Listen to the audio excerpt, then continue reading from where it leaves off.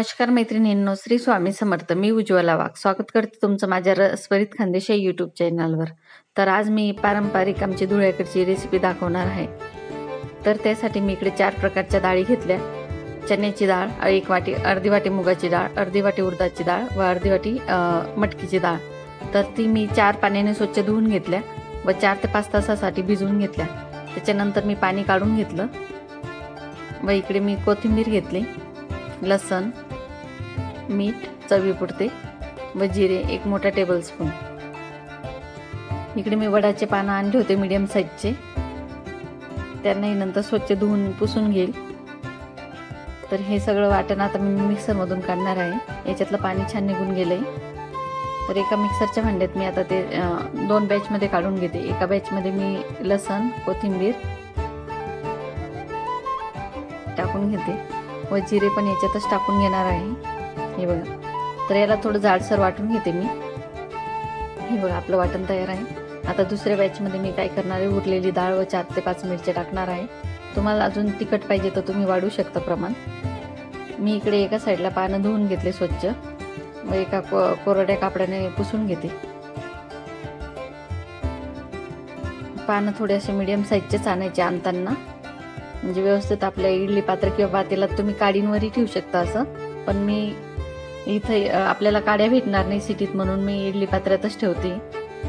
तर ते मिश्रण एका बाउलमध्ये काढून घेतलं मी व त्याच्यात चवीपुरते मीठ, 3 ते 4 टेबलस्पून तेल घालून घेते व छान मिश्रण एकजीव करून घेते सगळं. ही पारंपरिक रेसिपी असल्यामुळे मी त्याच्यात जास्त काही वाढवत नाही, जशी आहे तशी दाखवण्याचा प्रयत्न करते. व एका साईडला मी पानांना तेल लावून घेते.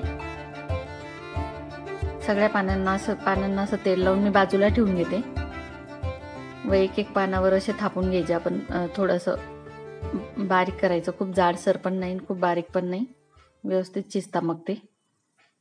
तर आमच्याकडे यांना पुरणाळे असे बोलले जातं.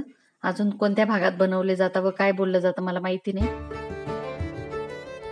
हे पानांमुळे खूप याची छान टेस्ट येते. बघा, या प्रकारे मी सगळे पानं लावून घेतले व आता आपण इडली ठेवतो त्या प्रकारे आपण ठेवून घेऊ एक हे प्लेट. तर याला ना कढी सोबत किंवा तुम्ही असं आंबट काही एखादा पदार्थ, समजा इमलीची चटणी वगैरे त्यासोबत खाऊ शकता. खूप टेस्टी लागते गरमागरम असताना. तर हे बघा, या प्रकारे ठेवून घेते व एक्स्ट्रा होतं तर मी वरती ठेवून घेतलं. तर याला झाकून ठेवते व मीडियम गॅसवरती यांना 20 मिनिटं राहू देते. तर हे बघा, 20 मिनिटं झाले. तर व्यवस्थित होता 20 मिनिटात. तरी पण एका चाकूच्या साहाय्याने मी चेक करून पाहते.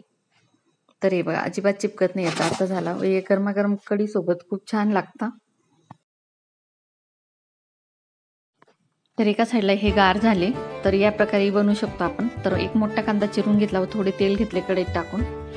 तर त्याच्यात कांदा थोडा ब्राऊन होईपर्यंत आपण एका साईडला होऊ द्यायचा व एका साईडला मी हे जे पुरणाळे होते ते कट करून घ्यायचे किंवा चुरून घ्यायचे, जसे जमले तसे.